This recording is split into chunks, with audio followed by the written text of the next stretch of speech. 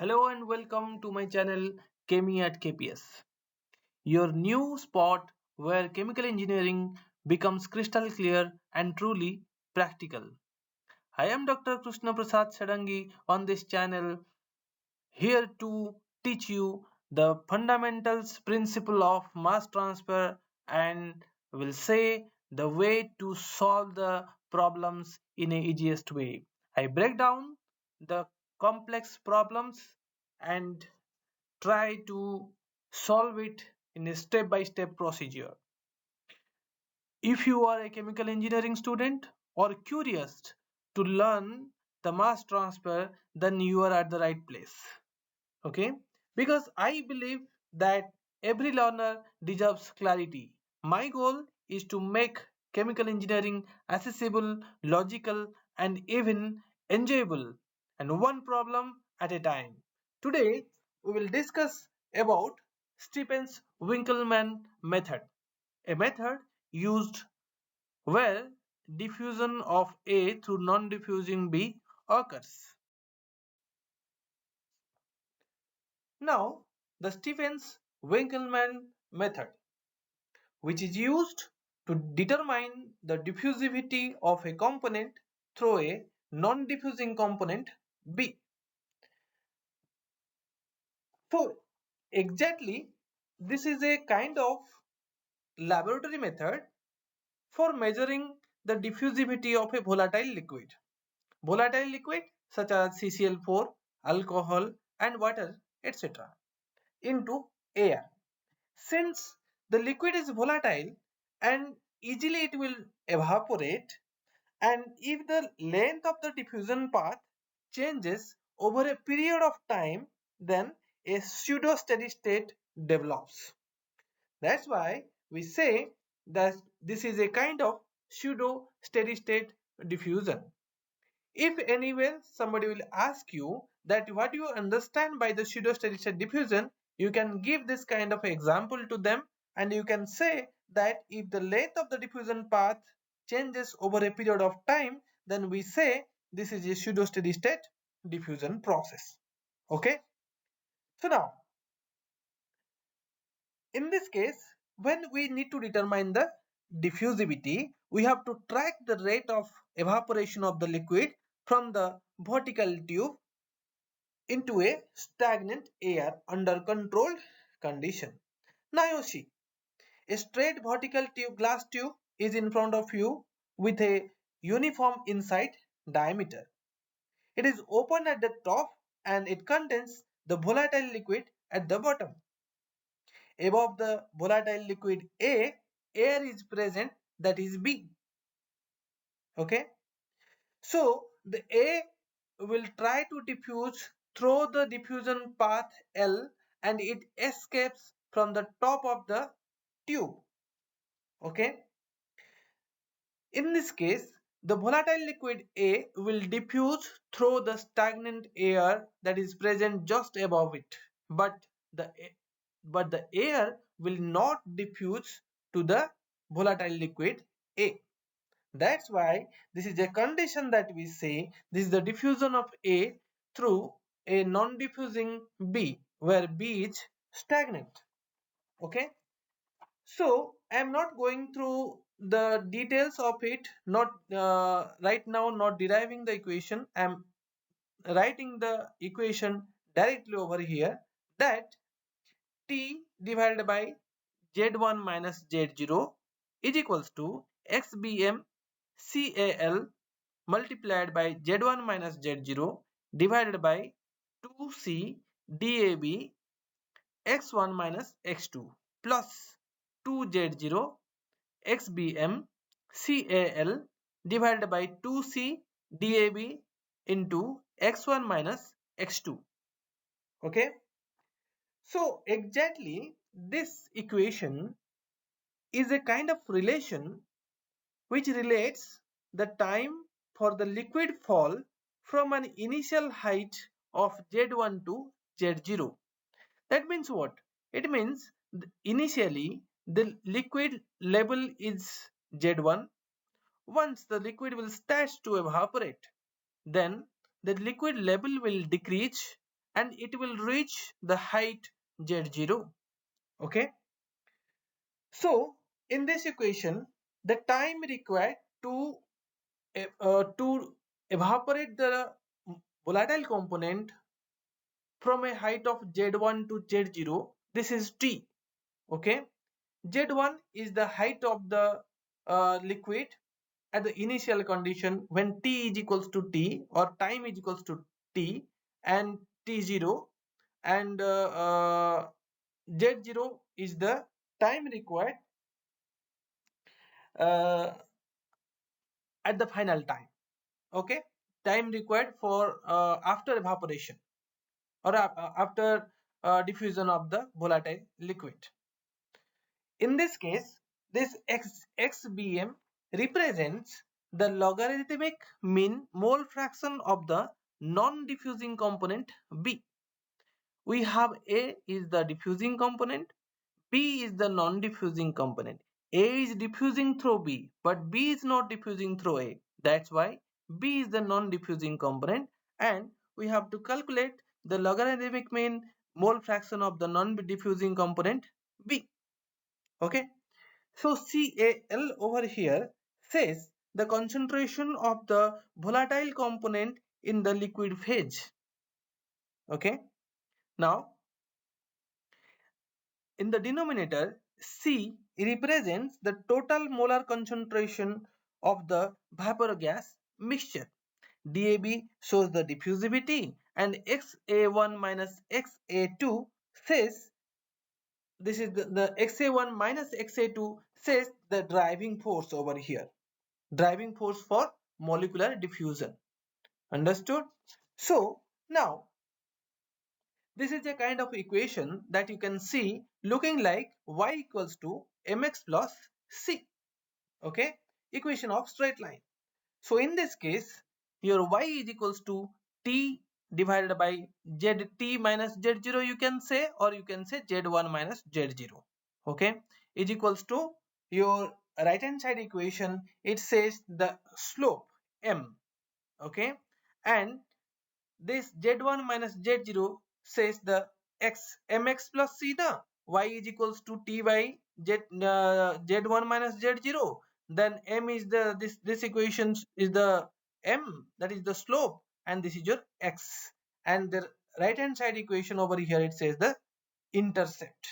Okay, mx plus c, the constant over here. Okay, so since this equation is linear, so that by plotting the curve between t divided by z1 minus z0 or zt minus z0 against z0 minus zt minus z0, or you can say also z1 minus z0, we by plotting this DAB can be calculated when the other parameters mentioned in this equation are known.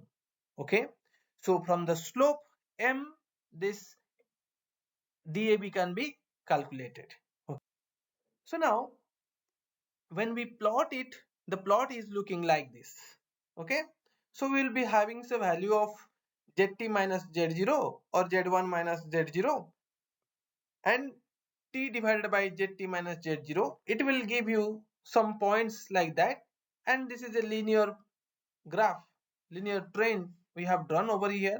From this we can determine the slope y by x. Okay, and we can put it like this, the m value over here we can determine the diffusivity d. Okay, now if it is not a graphical problem, then this kind of equation can also be used to determine the diffusivity. Okay, and you know all the values already since we have studied mass transfer. So many this density, this pressure, total pressure, RT, everything it is known to us, so it is not an issue. Also I have mentioned over here, you can also read it and remember it, you can solve the problem anywhere at any time. Okay, now the question is in front of you. Okay, what the question says, the diffusivity of vapor of CCl4 is determined by Winklemann method, in which the level of the liquid contained in a narrow tube maintained at constant temperature of 321 degree Kelvin is continuously measured. At the top of the tube, air is flowing and the partial pressure of the vapor at the top of the tube may be taken as zero at any instant. Assuming molecular mass transport, estimate the diffusivity of CCl4 in air. The vapor pressure of the CCl4 is given over here, density is mentioned, and the variation of the liquid level with respect to time is also mentioned over here in this table. Okay, what the table says, at time t is equals to 0, what is the liquid level? Then at time t equals to 26 minutes, what is the liquid level? Liquid level means change in the liquid level. Initially the liquid level, suppose it is z, then after some time liquid level decreased. Okay, so it is z0. So the we can also say z minus z0 over here. That's why it is mentioned over here. Now the problem is mentioned over here in a graphical view. Okay, you can understand from this. Okay, previously also we have discussed about it, so it is not a very big issue. Now we can write it over here. What is the data that is mentioned over here? It is mentioned that throughout the diffusion time the temperature is constant, that is 321 degree Kelvin. The vapor pressure over here, it is given 282 mm Hg. Okay, the density of the liquid is mentioned over here, rho equals to 1540 kg per meter cube, and partial pressure at the top of the tube, it is mentioned, what is that? That is equals to 0, because over here when the vapor of the volatile component reaches at the top of the tube, it is swept away by the flowing air and the partial pressure becomes 0 over here. Okay, so the molecular mass of the CCl4 is mentioned 153.8 gram per mole. If in the question it is not mentioned, then we have to calculate it. Okay, now the process is a unimolecular diffusion and we need to find out the diffusivity of CCl4 in air. Okay, now what the solution says? Solution says, since we have a table over here which mentions the time and the change in the liquid level, first of all we have to calculate the t divided by zt minus z0. Okay, so over here we have calculated it, t divided by zt minus z0 for every column over here. Understood? Now we have to draw the graph. Once we have drawn the graph, we have to determine the slope directly, that is slope m equals to y by x. Okay, so now m is mentioned over here 51.4385 minute per centimeter square, and we need to convert it into your second. That's why 60 is multiplied and we have the value 3086 second inverse centimeter square. Okay, so now the slope value is 3086, that is your m is equals to xbm cal divided by 2c dab multiplied by the driving force xa1 minus xa2. It says the mole fraction of the more volatile component at the liquid surface and at the tube end. Okay, at the liquid surface the mole fraction is xa1, at the tube exit or above the tube, okay, it is xa2. Okay, now the first duty is to calculate the cal, which says the concentration of the more volatile component in the liquid phase. In the question directly the concentration is not mentioned, that's why density is mentioned over there. So we can calculate the concentration of the liquid by using the density. So density of the liquid divided by its molar mass, it will give you the concentration of the liquid, volatile liquid. Okay, so the volatile liquid, we can write it right now, you can see in moles per centimeter cube. Okay, And we know also that the molar mass of CCl4, that is 154 mole per centimeter. Now we need to calculate the CAL, that is the concentration of the volatile component in the liquid phase, that is a concentration of CCl4, that we can calculate directly over here. As we say, from the density divided by the molar mass, it will give you the value of 10 kilomole per meter cube. We got the value CAL 10 kilomole per meter cube. Okay, then we have to calculate the C. C means the concentration of your the vapor gas mixture. Understood? So the concentration of air over here we can calculate by using the law that we know, that C equals to P by RT, where P is the pressure, R is the gas constant, T is the temperature. It is already mentioned in the question. Okay, so by using these values, P is equals to 1 atmospheric pressure over here. Okay, that is your 1.013 into 10 to the power 5 Newton per meter square. Okay, and R is given over here, or we have to remember it, 82.06 centimeters cube atmosphere per mole degree Kelvin, and T is mentioned 321 degree Kelvin. So directly we can calculate over here the concentration of the vapor gas mixture or air over here, that is 3.8 into 10 to the power 5 gram mole per centimeter cube. Okay, now you see over here, when C is calculated, CAL is calculated over here, it is the unit is your kilomole per meter cube. Right now you see you see the concentration unit over here, gram mole per centimeter cube. So we have to change any one at the end or during the calculation of the DAB. Okay, so we cannot put directly the values in that equation, otherwise the answer will be wrong. Okay, now from the equation that you remember, that we have to calculate xbm, mole fraction at the interface. Xbm, when we'll calculate that, we know we have to calculate first of all xb1, then xb2, then the xbm formula will be put over there to calculate the value. Okay, so we know the partial pressure of the CCl4 is mentioned in the question, that is 282 mmHg, and we know the partial pressure of air at 1 atmosphere pressure, that is 760 mmHg. So directly we can calculate over here that 0.371. xbm is the mole fraction. Mole fraction, when we calculate, individual divided by total. Individual means CCl4, total means the pressure, total pressure.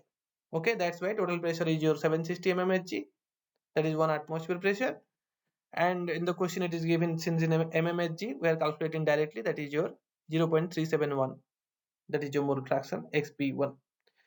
Another thing is that when we calculate the xb2, okay, over here the mole fraction of the component CCl4 at the exit of the tube is 0, its pressure is 0, that's why xb2 is 0.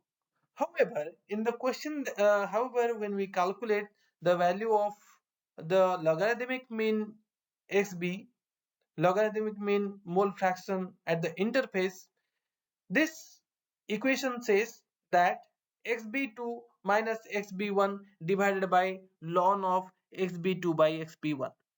In this case, if we put the value 0 over here, then you will not get the answer. That's why over here we can use another way, that xb2 equals to 1 minus xb1. Okay, in the way we have calculated it like 0.629 is the value of xb2, and once we have the value of xb1 and xb2, we can put it in this equation and we can calculate the xb LM or XBM. In both the way we can say. Okay. So right now again we have to calculate the XA1 and XA2 also. Then XA1 can also be calculated 1 minus XB1, that is 0.629. X2 XA2 can be calculated 1 minus XB2 equals to 1. That's why we can calculate the driving force over here minus 0.371. But we cannot use this value minus sign. That's why we will take it the absolute value 0.371. Okay. So since the calculation and the table use moduli and ratio, let's keep the absolute value 0.371. We will proceed for the further calculation to determine the diffusivity over here. Okay, we know the slope over here. Slope value we have calculated from the graph. Okay, we'll put the value of slope over here and all the values like xbm, cal, c, dab, xa1, xa1 and xa2. Once we will put this, then we can calculate the dab equals to over here dab, the diffusivity equals to xbm into cal divided by 2c xa1 minus xa2 multiplied by the slope. We have all these values.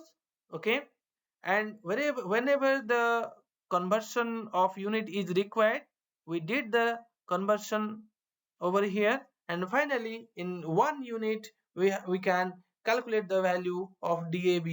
Okay, that we are getting the dab over here. Okay, so dab value we are getting 9.14 into 10 to the power minus 4 centimeter square per second.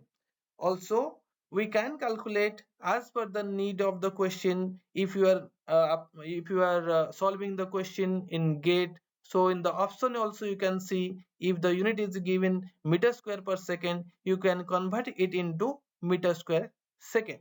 I hope you understood this question and you will able to solve any kind of question will come from this part. Okay, so thank you so much for listening, and I hope you like this video. If you like, definitely subscribe my channel, and share my channel so that more and more students will get the knowledge about the solving the problems in mass transfer. So thank you, and further we will go to another video where we will discuss again another diffusion problem. Thank you so much.